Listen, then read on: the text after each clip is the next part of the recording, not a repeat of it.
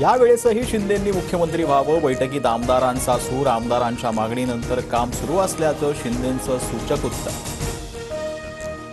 मुख्यमंत्री शिंदेंची शिवसेनेच्या गटनेतेपदी निवड. उदय सामंतांनी मांडलेला ठराव एकमतानं मंजूर. मुंबईतील हॉटेल ताजलँड्समध्ये शिंदेंकडून नवनिर्वाचित आमदारांचा सत्कार. लाडका कोण सावत्र कोण हे आमच्या बहिणींनी ओळखलं. लाडक्या बहिणींना दिलेलं आश्वासन पूर्ण करणार. 2100 रुपये देणार. मुख्यमंत्री शिंदेंची घोषणा. पुढील 5 वर्षांसाठी एकनाथ शिंदेच मुख्यमंत्री झाले पाहिजेत. शिवसेना नेत्या नीलम गोऱ्हेंसह लाडक्या बहिणींची घोषणाबाजी. महायुतीच्या मोठ्या यशानंतर वर्षा निवासस्थानी लाडक्या बहिणींकडून शिंदेंचा उत्साह. शिंदे फडणवीस आणि अजितदादांमध्ये व्हिडिओ कॉन्फरन्सिंगद्वारे चर्चा. दिल्लीत भाजपच्या ज्येष्ठ नेत्यांसोबत उद्या बैठकीची शक्यता.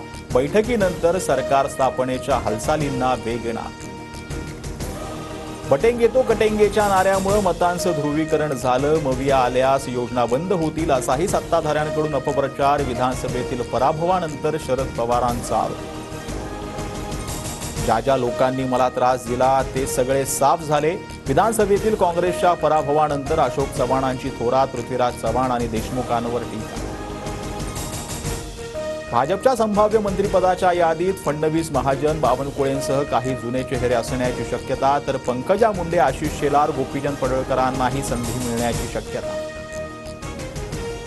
माझ्या मंत्रिपदाची वेळ जवळ आली. यंदा तरी मंत्रिपदाची माळ गळ्यात पडायलाच पाहिजे. भरत गोगावलेंना पुन्हा आशा. मंत्रिमंडळात नव्या लोकांना संधी देण्याची मागणी. विधानसभेतील फटाक्यांमुळे मनसेचं इंजिन जप्त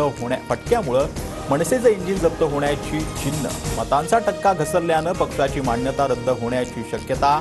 माजी विधानसभा सचिव अनंत कळसेंची माहिती.